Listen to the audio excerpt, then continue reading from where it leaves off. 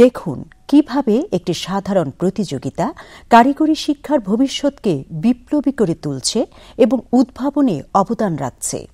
আজ আপনাদের নিয়ে যাব আঞ্চলিক স্কিলস কম্পিটিশন 2023 ময়মনসিংহে।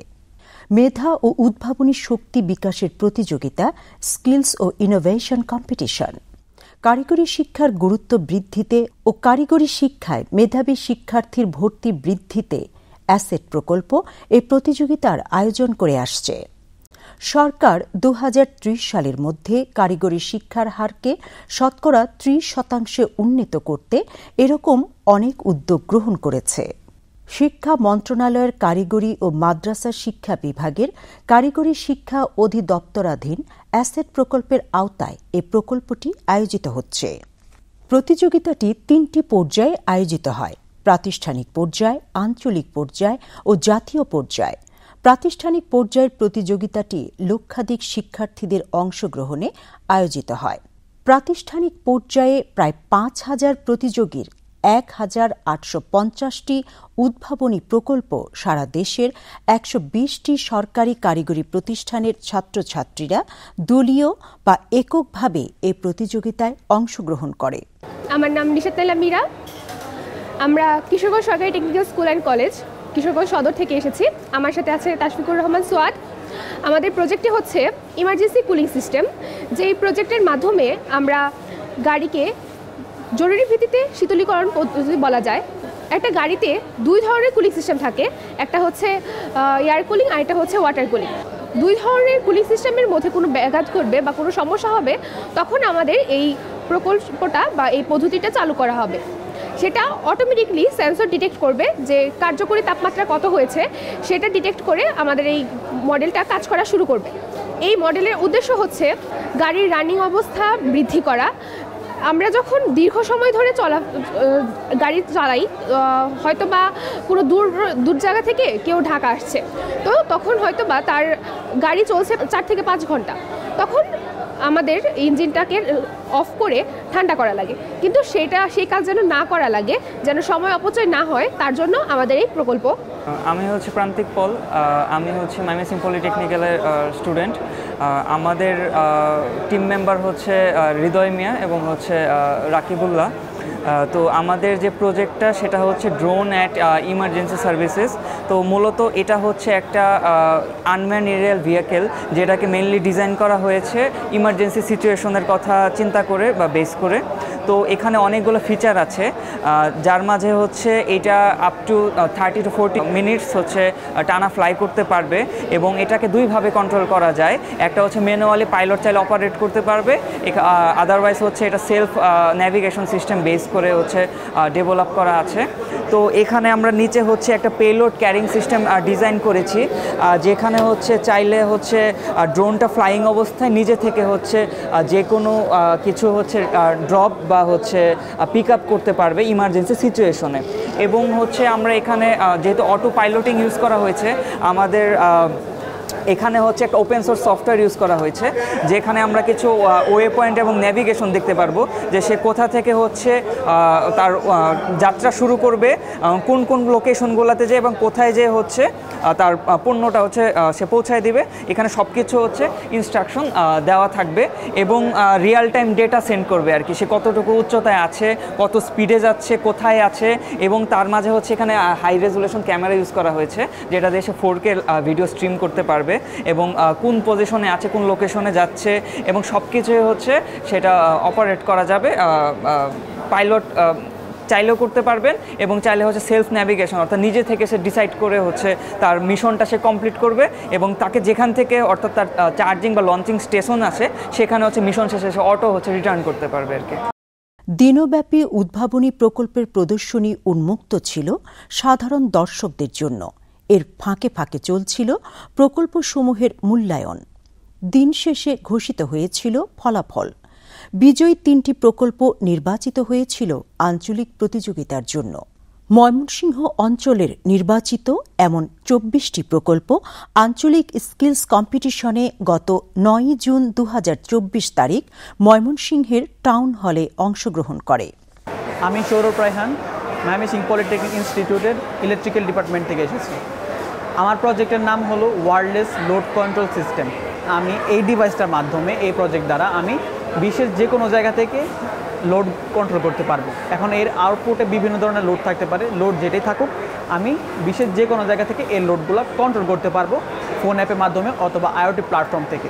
তো আমার সামনে এই যে ফোন অ্যাপটা রয়েছে, এই অ্যাপের মাধ্যমে আমি কন্ট্রোল করতে পারবো। তো আমি এখন কন্ট্রোল করে দেখাচ্ছি। তো যেমন এখান থেকে আমি কন্ট্রোল করলাম, এখন আমি এখান থেকেই অফ করে দিতে পারবো। তো সেমভাবে আমি যদি এখন এখান থেকে সব অন করে দেই, এখানে আমি সরাসরি লাইভ স্ট্যাটাস দেখতে পাচ্ছি যে আমার কোন লোডগুলো অন হচ্ছে, কোন লোডগুলো অফ আছে। তো এখন যদি আমি আমার এখান থেকে অফ করে দিই, তো আমার লোডগুলো সব এখানে লাইভ স্ট্যাটাস দেখা যাচ্ছে যে আমার লোডগুলো মানে অফ হয়ে যাচ্ছে। তো আমার এই প্রজেক্টটা বানানোর উদ্দেশ্য হলো বাংলাদেশে এখন অনেক বিদ্যুতের অনেক সংকট, অনেক অপচয় হচ্ছে, মানে বিদ্যুৎ অপচয় রোধের হাত থেকে বাঁচার জন্য আমি এই প্রজেক্টটা বানিয়েছি। তো কিভাবে এইটা আমাদের বিদ্যুৎ অপচয় রোধ করবে সেটা এখন আমি এক্সপ্লেন করব। তো এখানে আমার 4টা লোড আছে, 4টা লোডের জন্য 4টা সুইচ ব্যবহার করেছি, আর 4টা লোডের লাইভ স্ট্যাটাস দেখার জন্য এবং কন্ট্রোল করার জন্য এখানে আমি 4টা আর কি সুইচ অ্যাড করেছি।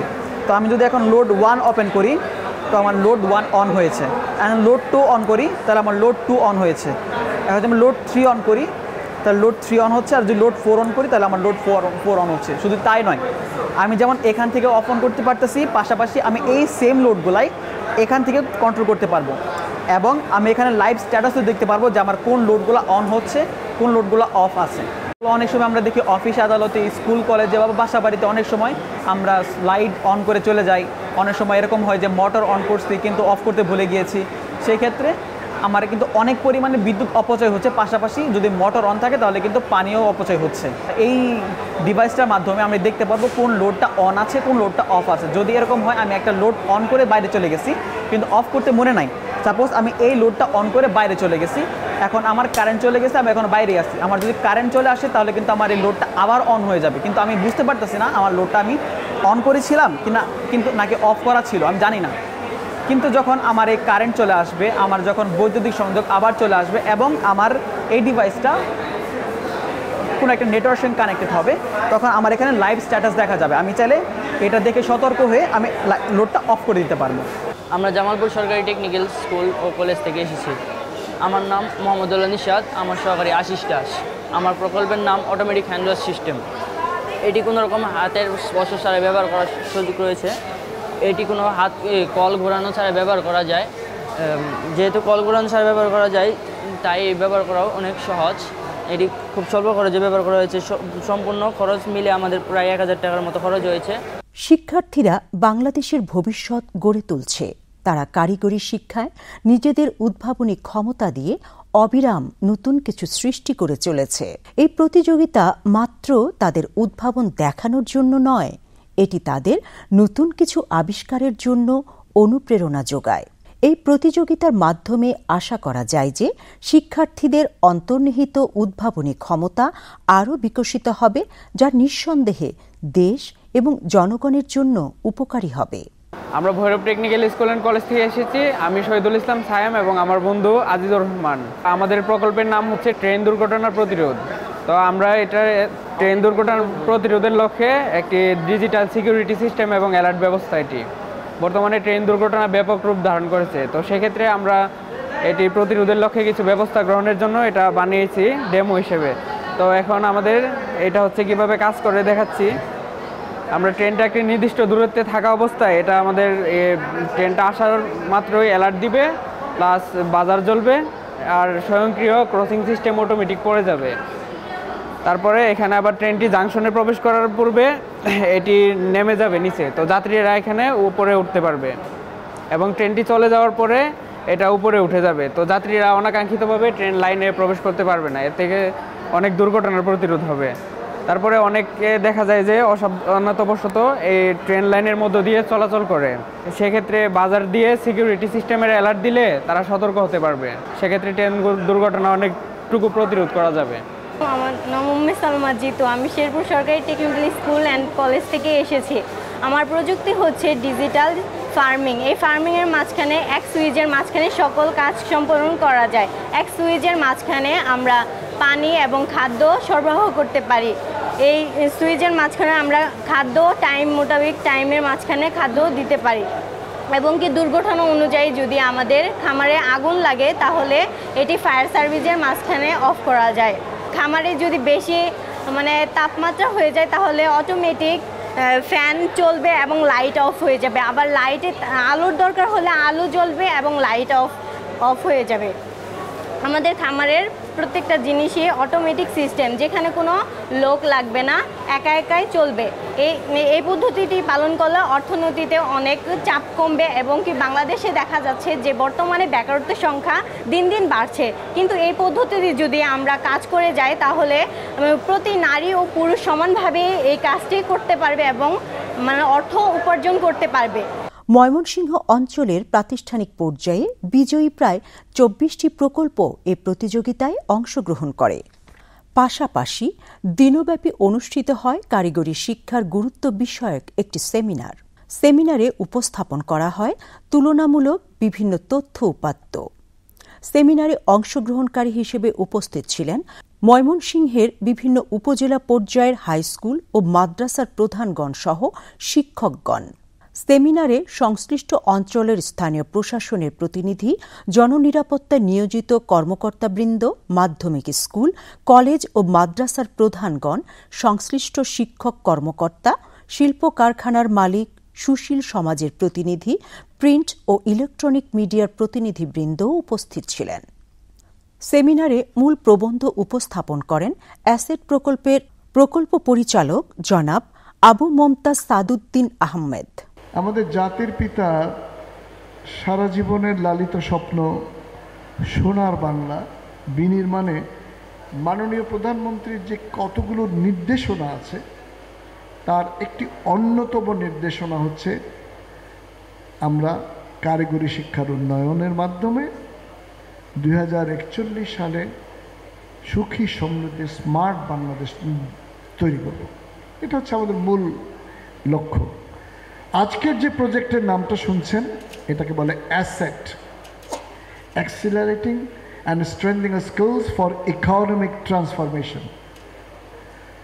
আমরা সবাই অ্যাক্সিলারেটিংটা জানি, মোটরসাইকেলে যখন স্পিড বাড়াতে হয় তখন এরকম বলে, তখনই মোটরসাইকেলটা জোরে টার্ন করে। এটা এক্সিল করলে আপনার শক্তিটা বাড়ে, স্ট্রেংথেন হয় আর ট্রান্সফর্ম করে আরেক জায়গায়। এটা হচ্ছে বক্তব্যের। মাননীয় প্রধানমন্ত্রীর স্লোগানটা হচ্ছে প্রধান স্লোগান, একটাই লক্ষ্য হতে হবে দক্ষ।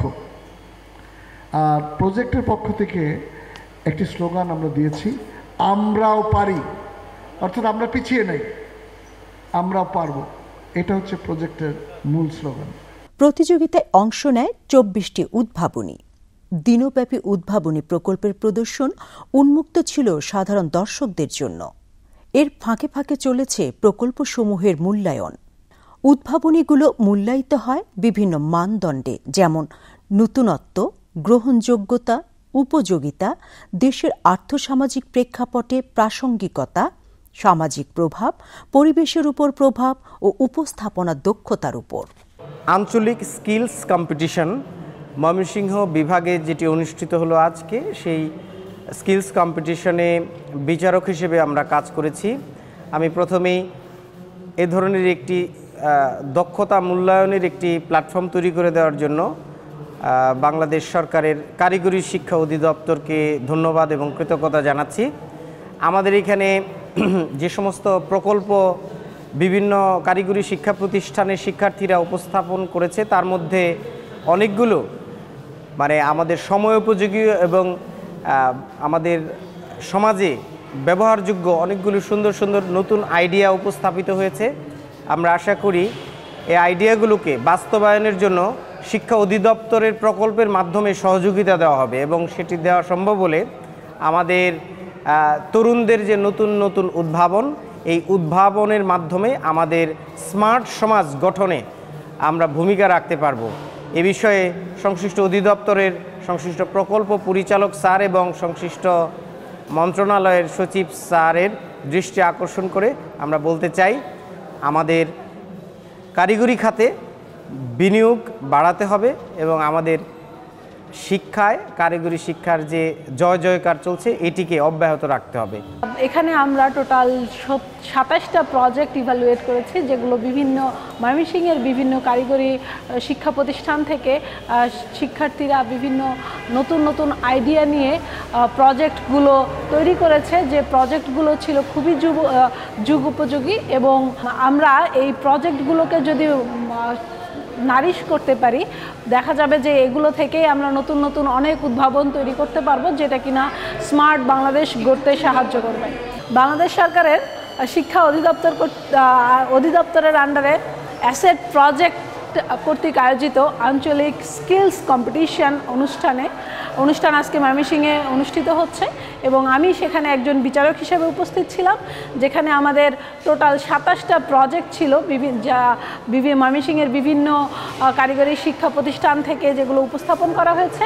এবং সবগুলোতেই দেখা গেছে যে শিক্ষার্থীরা অনেক নতুন নতুন আইডিয়া নিয়ে এসেছে, যেগুলো খুবই যুগ উপযোগী এবং যেগুলোকে আমরা ঠিকমতো নারিশ করতে পারলে হয়তো স্মার্ট বাংলাদেশ গড়তে খুবই সাহায্য করবে। এবং সেগুলোকে আমরা যদি ঠিকভাবে চর্চা করতে পারি, স্টুডেন্টদেরকে ভালোভাবে গাইড করতে পারি, তাহলে আমাদের দেখা যাবে যে বিদেশ থেকে অনেক মেশিন কিংবা ইমপ্লিমেন্ট আমদানি করার দরকার হবে না। সেক্ষেত্রে আমরা দেশীয় জিনিস দিয়েই স্মার্ট বাংলাদেশ গড়তে পারবো। সর্বশেষে আমি একটাই কথা বলতে চাই যে শিক্ষা অধিদপ্তরের এই আয়োজনকে আমি সাধুবাদ জানাই। আঞ্চলিক স্কিল কম্পিটিশন 2024 ময়মনসিংহ বিভাগ কর্তৃক আয়োজিত এই স্কিল কম্পিটিশনে আমি একজন জাজেস প্যানেলের মেম্বার ছিলাম। আমরা 27টি স্টল আমরা এখানে পরিদর্শন করেছি এবং বিভিন্ন কারিগরি যে প্রতিষ্ঠানগুলো তাদের নতুন নতুন চিন্তা চেতনা উদ্ভাবন, যেগুলো আমাদের অর্থনৈতিক এবং সামাজিকভাবে অত্যন্ত ফিজিবল হবে বলে মনে করেন, তারা সেইখানে এক্সিবিশন করেছেন। আমরা প্রত্যেকটা স্টলে গিয়েছি, প্রত্যেকটি চিন্তার মধ্যেই নতুনত্ব রয়েছে, প্রত্যেকটি চিন্তার মধ্যে উদ্ভাবনী শক্তিকে কাজে লাগানো হয়েছে এবং যে স্টলগুলো দেখলাম প্রতিটি আসলে বিচারের মানদণ্ডে এগিয়ে থাকে। তারপরেও আমাদের সিলেকশন করতে হয়। আমরা কিছু স্টলকে সিলেক্ট করেছি যেগুলো জাতীয় পর্যায়ে কম্পিটিশন করবে। সেই স্টলগুলোর যারা রয়েছেন মেন্টর এবং যারা এই উদ্ভাবনগুলো নিয়ে এসেছেন, তাদেরকে যদি প্রপারলি গাইড করা যায় এবং সঠিক অর্থায়ন করা যায়, শিক্ষা মন্ত্রণালয়ের যে সুন্দর একটি উদ্যোগ, সেই উদ্যোগের সাথে সাথে তাদেরকে যদি একটু অর্থায়নের মাধ্যমে এগিয়ে নেওয়া যায়, তাহলে এই প্রজেক্টগুলো অবশ্যই ভালো কিছু দেশকে দিবে, যেটার দ্বারা আমাদের সামাজিক অবস্থার উন্নয়ন ঘটবে। তো আমি বলতে চাই কারিগরি দক্ষতা এছাড়া একটি দেশ আগাতে পারে না, এবং একই লক্ষ্যে চমৎকার একটি উদ্যোগ শিক্ষা মন্ত্রণালয় নিয়েছে, শিক্ষা অধিদপ্তর নিয়েছে। এই উদ্যোগ সফল হোক এবং সবার সাথে তাল মিলিয়ে আমি বলতে চাই সবার মতোই একটি লক্ষ্য হতে হবে দক্ষ। কারিগরি শিক্ষা অধিদপ্তরের পরিচালক ও অতিরিক্ত সচিব জনাব AYM জিয়াউদ্দিন আল মামুন উক্ত অনুষ্ঠানের প্রধান অতিথি হিসেবে উপস্থিত ছিলেন। আমাদের দেশের ছেলেরা বিদেশে গিয়ে অনেক বড় বড় কাজ করতেছে, নাসাতে কাজ করতেছে, হ্যাঁ, তারপরে আপনার বোয়িং কোম্পানিতে কাজ করতেছে, অনেক কিছু আবিষ্কার করতেছে বিদেশে গিয়ে। তার মানে আমরা পারি, এখানে পারি না, বিদেশে কেন পারি? এখানে পারি না কেন? বিদেশে গেলে কেন ভালো করতে পারি? আমরাও পারি, কিন্তু বাস্তবায়ন করতে পারি না। এইটাই কেন পারি না? চারিদিকে সমস্যা। আমরা মেধার মূল্যায়ন করতে পারি না, মেধাবীরা সব চলে যাচ্ছে বিদেশে। আমাদের সময় 80-র দশকে SSC HSCতে যারা স্ট্যান্ড করতো, ফার্স্ট সেকেন্ড থার্ড, সঙ্গে সঙ্গে বিদেশে হয় রাশিয়া না হয় আমেরিকা নিয়ে যাইতো। আমরা রাখতে পারতাম না, এখনও রাখতে পারতেছি না। বুয়েটের শিক্ষক যাচ্ছে বিদেশে PhD করতে, গিয়ে আর আসে না। আমার পাশের বাসার ছেলে অত্যন্ত মেধাবী, বুয়েটের ছাত্র, ট্রিপল ইঞ্জিনিয়ার, সে গেছে আমেরিকা PhD করতে, আর আসবে না। সে এত বেশি মেধাবী, সে বলতেছে সে নাসায় চাকরি করবে এবং সে চান্স পাবে নাসাতে। এখন দেখেন আমরা দেখে রাখতে পারতেছি না কেন দেশের মধ্যে? যেই ছেলেটা আমেরিকা গিয়ে 10 লাখ টাকা বেতন পায়, তার আপনি দেশে যদি 3 লাখ দেন, 3 লাখ, সে খুশি হয়ে থাকবে। এখানে বাপ মা আছে, সবাই আছে, আমরা তাও দিতে পারতেছি না। এত বড়টা মেধাবী ছেলে বুয়েট পাস করা, সে যদি বেতন পায়, সে যদি আপনার বুয়েটের লেকচারার হয়, বেতন তার কত? হ্যাঁ, 50-60 টাকা বড় জোর। প্রফেসর হলে বেতন কত? খুব বেশি না তো, লাখের অ্যারাউন্ড 1 লাখ। তো এত বড় মেধাবীরা এই টাকায় দেশে কেমনে থাকবে? তবু যারা আছে তাদেরকে ধন্যবাদ জানাই। যদি একটা মেধাবী ছেলেকে আমরা 5 লাখ টাকা মাসে বেতন দেই, এর বিনিময়ে যে রিটার্নটা আসবে, রিটার্নটা এটা কিন্তু হইতে পারে 5 কোটি টাকা, আরও বেশি হইতে পারে। আমরা ইনভেস্ট করলে বিনিময়টা কিন্তু অনেক বেশি আসবে। বিশেষ অতিথি হিসেবে উপস্থিত ছিলেন জনাব তাহমিনা আক্তার, অতিরিক্ত বিভাগীয় কমিশনার, ময়মনসিংহ। কারণ এই ফোর্থ ইন্ডাস্ট্রিয়াল রেভলিউশন যেটা আমরা এখন দেখছি, চতুর্থ শিল্প বিপ্লবের এই দিকে দক্ষ জনশক্তির কোনো বিকল্প নেই। অ্যাসেট প্রকল্পটার মধ্যেই মনে হয় যেন অ্যাসেট মানে তো সম্পদ। এই প্রকল্পটার নামকরণটা আমার খুব ভালো লেগেছে, এবং প্রকল্পের যে উদ্দেশ্য যেটা দেখেছি, যে দক্ষ জনবল তৈরি করে এটা দেশে এবং বিদেশে উন্নত মানের শ্রমের যোগান দেয়। দক্ষ জনশক্তির আসলেই কোনো বিকল্প নেই। কারণ আমরা এই চতুর্থ শিল্প বিপ্লবের এই যে পর্যায়টা এখন চলছে, প্রায় 57 লক্ষ গার্মেন্টস শ্রমিক আমাদের বেকার। এই চ্যালেঞ্জটুকু তো আমাদের ফেস করতে হবে। এদেরকে আমরা কোথায় পরবর্তীতে অ্যাকোমোডেট করবো? ঠিক একইভাবে যে সাধারণ শিক্ষা থেকে বের হয়ে আসছে যারা, তাদেরকে আমরা কীভাবে কাজে লাগাতে পারি? আমরা যখন 11-12 সালের দিকে ইউনো ছিলাম, উপজেলা পর্যায়ে আসলে টেকনিক্যাল ট্রেনিং সেন্টার ছিল না। আমি স্যারকে এই ক্ষেত্রেও ধন্যবাদ জানাই যে মাধ্যমিক এবং উচ্চশিক্ষা মন্ত্রণালয়ের অধীনে এই কারিগরি শিক্ষা অধিদপ্তর, যেটা কারিগরি শিক্ষা মাধ্যমিক ও কারিগরি শিক্ষা মন্ত্রণালয় দিবেন, ওটার আন্ডারেই কারিগরি শিক্ষা অধিদপ্তর এখন উপজেলা পর্যায়ে আপনার টেকনিক্যাল ট্রেনিং সেন্টার করে দিচ্ছে। এখন এই যে আর্টিফিশিয়াল ইন্টেলিজেন্স আসছে, ক্লাউড কম্পিউটিং, বিগ ডাটা নিয়ে আমরা কাজ করব, ব্লক চেইন নিয়ে কাজ করব। এখন এইগুলোর সাথে মোকাবেলা করতে হলে আমাকে দক্ষ জনশক্তি, আমাদের বাচ্চাদেরকে, আগামী প্রজন্ম, আমাদের ডিসি যেটা বলে গেছে যে 2041 সালে আমরা উন্নত দেশের নাগরিক হব, এবং উন্নত দেশ পরিচালনা করবে কারা? আজকের বাচ্চারা, আগামী প্রজন্মের যারা আছে তারা গড়ে উঠবে কাদের মাধ্যমে? আপনাদের হাত দিয়ে। এই জন্যে তাদেরকে দেশ পরিচালনা, যখন আমরা থাকবো না অবভিয়াসলি চাকরিতে, কারণ 35-এর পরেই আমরা চলে যাব। 41 সালে নাগরিক হবে তারা, 41 সালে সুবিধাভোগী হবে তারা, 41 সালের এই সারিতে যারা বসে আছেন তারা হবে আপনাদের হাত দিয়ে গড়ে তোলা নাগরিকরা। তো তাদেরকে সুস্থ সুন্দরভাবে বিকশিত, প্রতিভা সবার মাঝে আছে, এটা বিকশিত করার দায়িত্ব প্রথমত পরিবারের, তারপরে হলো দ্বিতীয় যে দায়িত্বটা, এটা হলো শিক্ষকদের। এবং আমি বলবো পরিবারের চেয়েও শিক্ষকদের ভূমিকাটা অনেক বেশি। আমরা যে এই পর্যায়ে এসেছি, আমি অবশ্যই বলবো যে আমার প্রাইমারি স্কুলের স্যারদের অনেক বেশি অবদান, আমার হাই স্কুলের স্যারদের অনেক বেশি অবদান, আমার কলেজের স্যারদের অবদান, আমার ইউনিভার্সিটি শিক্ষকদের অবদান, আমার সাথে ছিল প্রচেষ্টা আমার বাবা মায়ের অবদান। বাংলাদেশ ডিজিটাল বাংলাদেশ হয়ে গিয়েছে, এবং মাননীয় প্রধানমন্ত্রী এখন স্মার্ট বাংলাদেশ হিসেবে ঘোষণা দিয়েছেন। আমাদের স্মার্ট নাগরিক তৈরি করার জন্য আমাদেরকে কাজ করে যেতে হবে, আমাদেরকে স্মার্ট সোসাইটি গড়ে তুলতে হবে, আমাদেরকে স্মার্ট ইকোনমিতে নিয়ে যেতে হবে। স্মার্ট বাংলাদেশের স্বপ্ন আমাদের এই আপনাদের হাত ধরে আমাদের আগামী প্রজন্ম দেখবে। এবং আমরা যারা অভিভাবক আছি, আমরা যারা এখন সরকারি কাজে সম্পৃক্ত আছি, আমরাও তো অভিভাবক, আমরা অভিভাবকরাও আমাদের আগামী প্রজন্ম নিয়ে নিশ্চিন্ত একটা ভবিষ্যতের আইনা আমরা দেখতে চাই আপনাদের মাধ্যমে।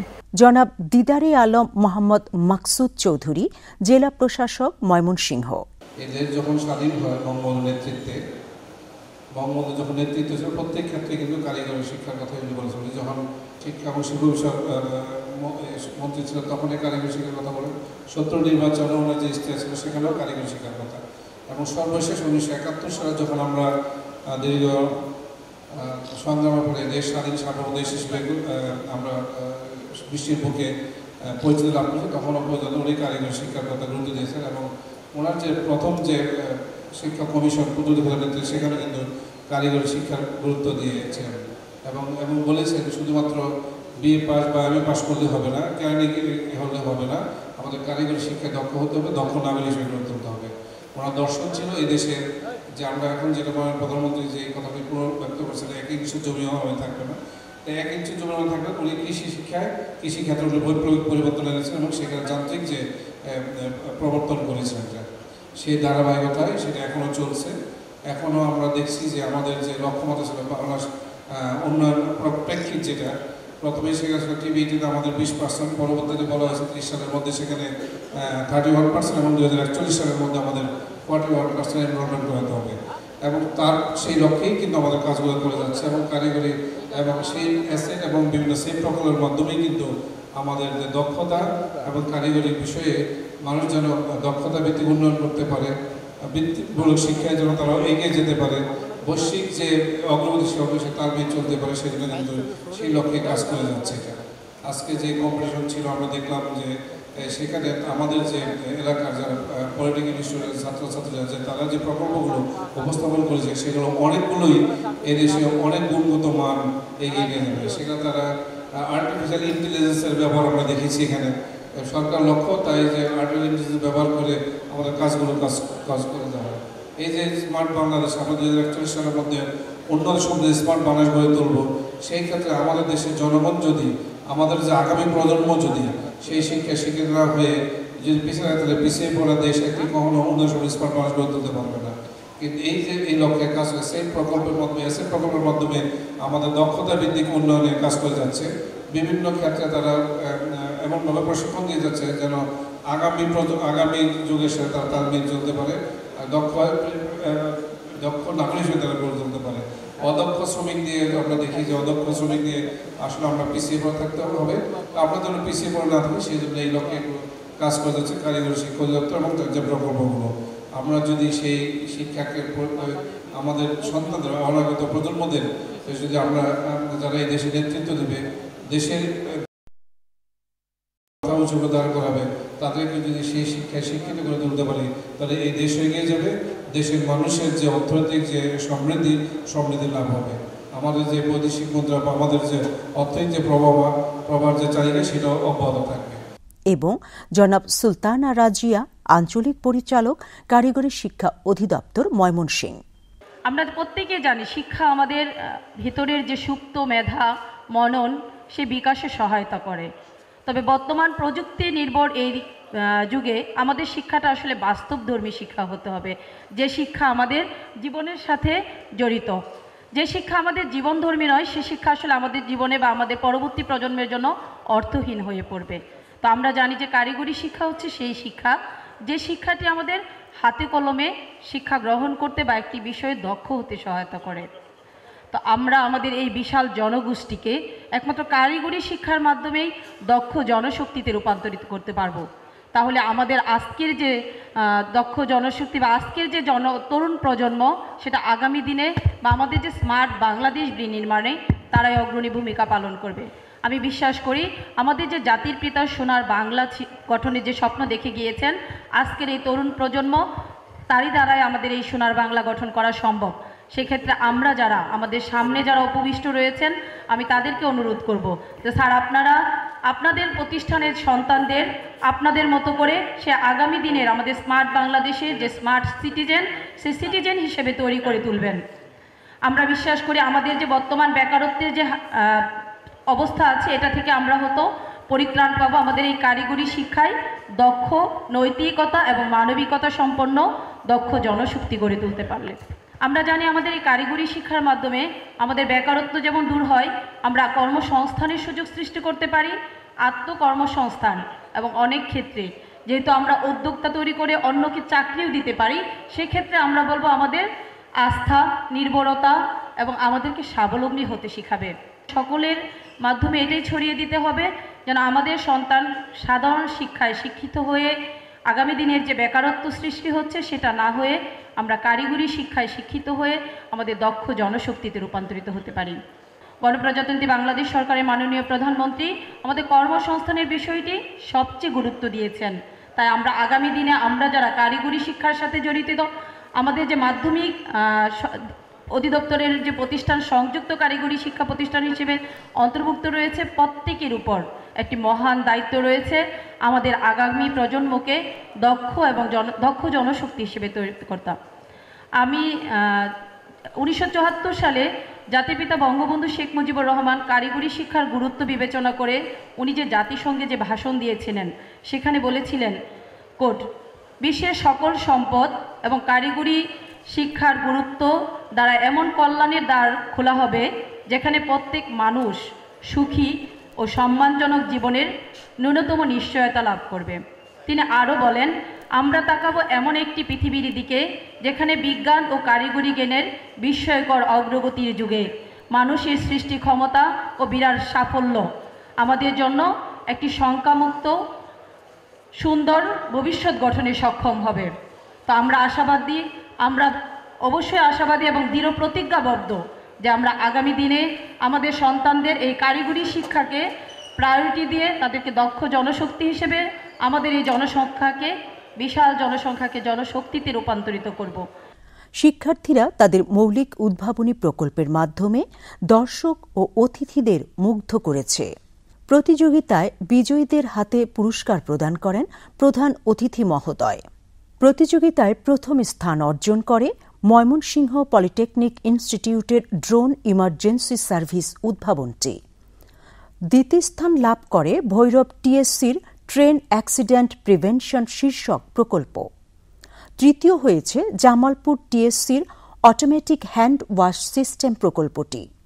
বাংলাদেশ যখন ভিশন 2041-এর দিকে সাহসী পদক্ষেপ নিচ্ছে, তখন দক্ষতা প্রতিযোগিতা আশার আলোকবর্তিকা হিসেবে দাঁড়িয়ে আছে। একটি উজ্জ্বল আরও দক্ষ ভবিষ্যতের পথকে আলোকিত করছে।